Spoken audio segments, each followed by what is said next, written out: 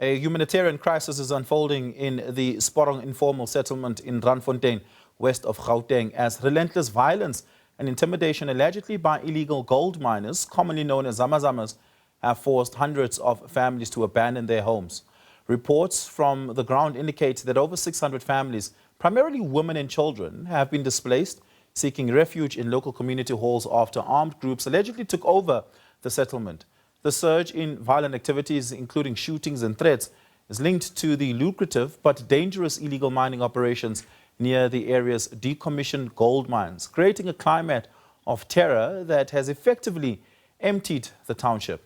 The South African Police Services has announced an intensification of operation in Sporong, including the deployment of armored trucks to flush out the illegal miners and provide solid security support to the community.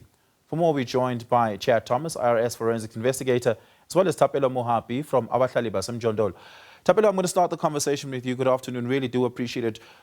Informal settlements are often in very dangerous places, and befittingly, this particular informal settlement's name is Sporong because it's quite literally along a railway line, making it a little bit more possible for them to access services and things like electricity and water that happen to be along that railway line in Randfontein.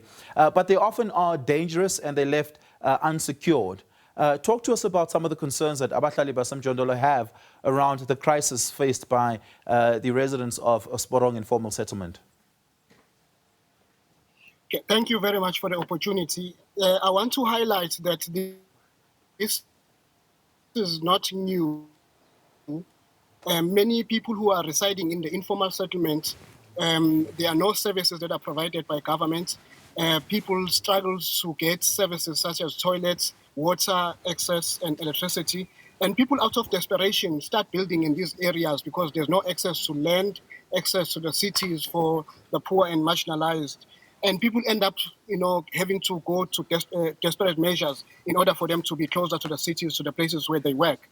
It is unfortunate that the government of the day always reacts to issues when they are happening, when in fact we can be proactive and ensure that people who are living in informal settlements are given access to land, that criminalities and lawlessness is not allowed to actually violate the poor and marginalized. Our government does not care about us and only care when they want to have our votes. They don't recognize us as human beings. And once we recognize the dignity of the people as the people who live in South Africa, like any other person that lives in South Africa, then only then we'll be able to deal with the situation and the crisis that the people who are facing in the informal settlements. The response of the government, particularly the provincial government, has been to say we'll provide policing and security services to ensure that you are safe, ultimately so that you can move back into your shack. The response isn't, hold on, there's a housing crisis here. We're going to provide you with safe and secure housing to move away from what is actually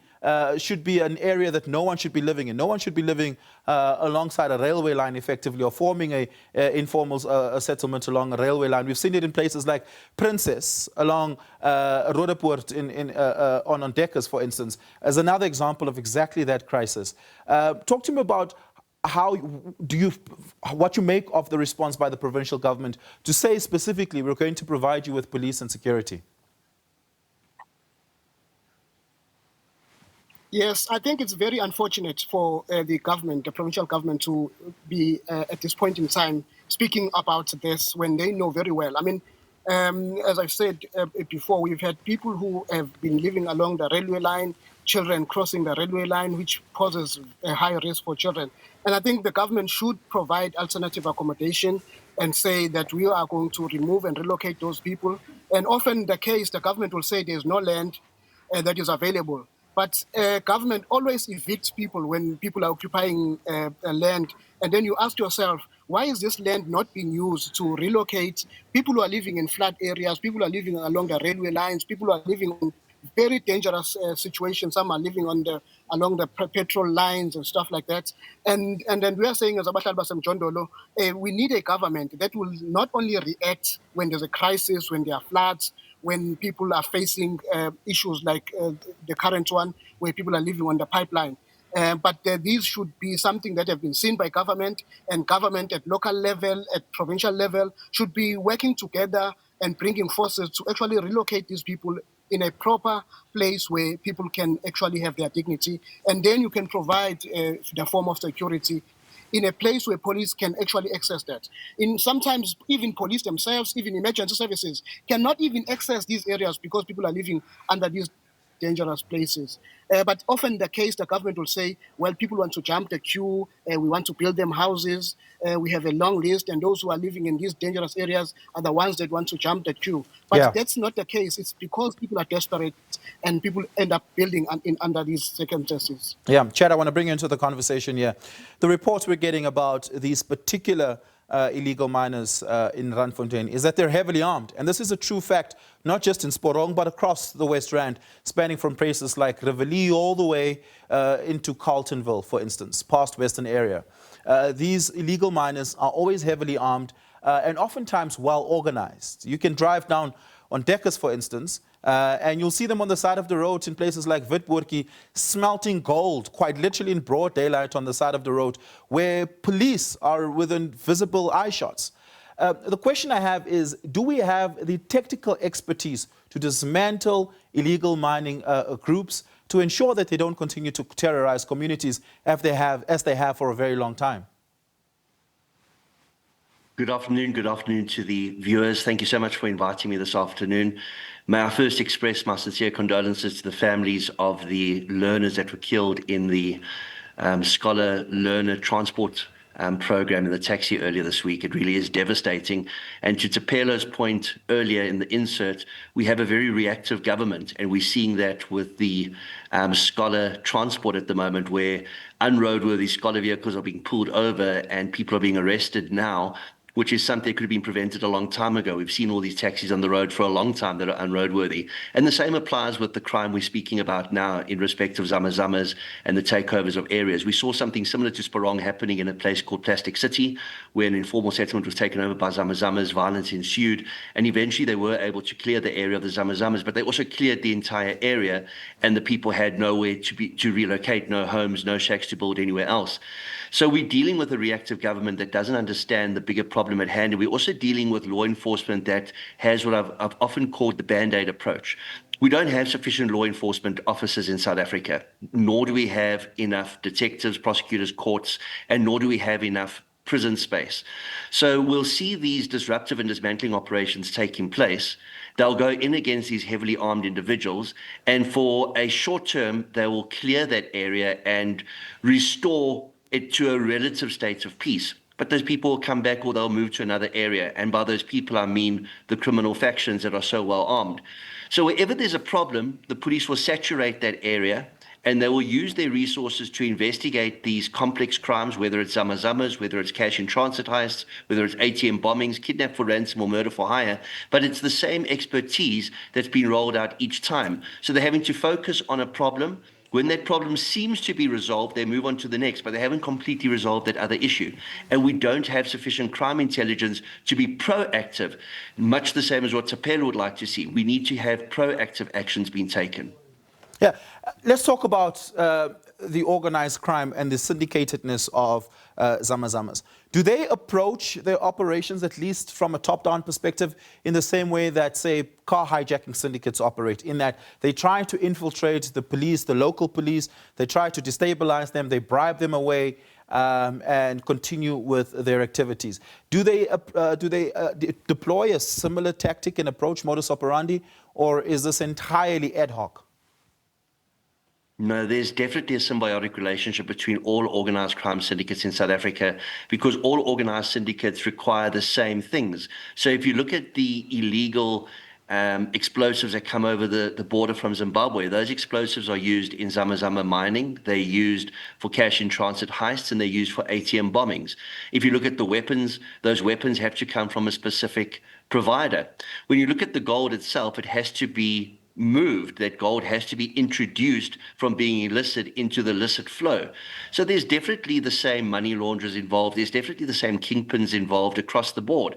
So we can't look at crime in isolation. There's definitely dovetailing between organized crime syndicates, and that's why crime intelligence forms most probably the most important role in South Africa, when it comes to infiltrating these syndicates, identifying the top-tier leadership, and being able to neutralize that top-tier leadership. Having these disruptive and dismantling operations on the ground doesn't solve the problem, because the problem just moves to another place. If you arrest soldiers, these guys will hire more soldiers. If you confiscate weapons, they'll buy more weapons. Also, you have to investigate these matters. It's great that these arrests are taking place, but if it's not investigated properly, a prosecutor is not going to enroll it. And if it doesn't get enrolled, that person will be back out on the street within a couple of days performing the same crime, because that's how they make money. So crime intelligence is critical. We can't talk about disbanding crime intelligence. We have to talk about reinforcing crime intelligence, giving them more resources, more capacity, and of course, building our detective service at the same time. Let's quickly double click into that. You say that it's not enough to put police on the ground because the problem doesn't go away. In fact, these guys are heavily armed, automatic rifles, and often seem to be quite trained to operate those in volatile situations. I would assume that means you can't just send in ordinary police. You need special task teams or a tactical force to be able to, that can operate in those circumstances, to be able to dismantle it. Do we have enough of those in Gauteng in particular to dismantle that? So they bring in units like POPs, they bring in the TRT.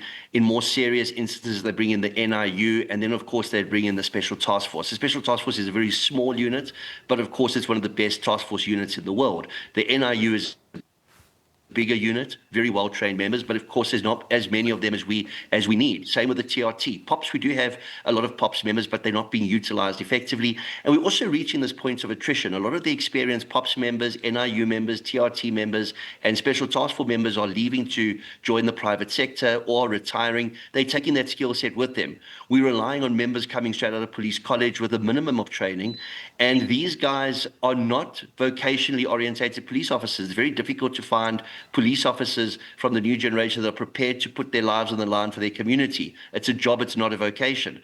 I see they're bringing in previous or former detectives to now complement and supplement the existing detective force, because they've realized there's a shortage through this attrition that I spoke about. We need to see the same happening across the board within law enforcement. And more importantly, we also need to see SAPS giving over a role to local policing and provincial policing as well, because they can't just investigate crime by themselves. They have to extend the mandate through to these other agencies. And it would require a constitutional change and a change in the Police Act, but it is possible.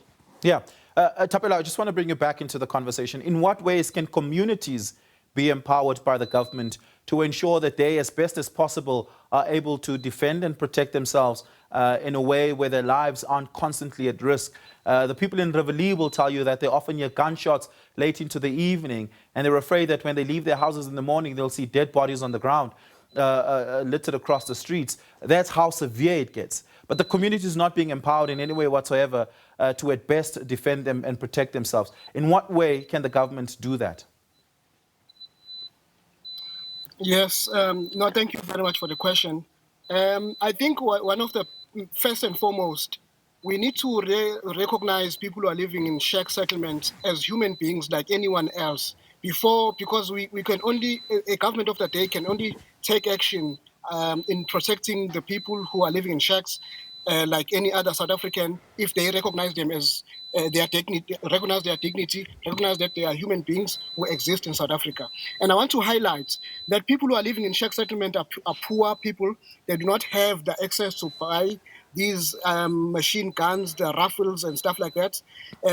Shacks become an area in which those who have who want to use it for criminal elements, the cartels, are actually using shacks because shacks are congested, and therefore people are able to do as they please and come abuse the poor and marginalized people who are living in these shacks. And therefore, we are saying, therefore, government must deal. I think we are living in a lawless country where people, cartels, criminals have become the order of the day. And I think there's a failure in government in dealing with these issues.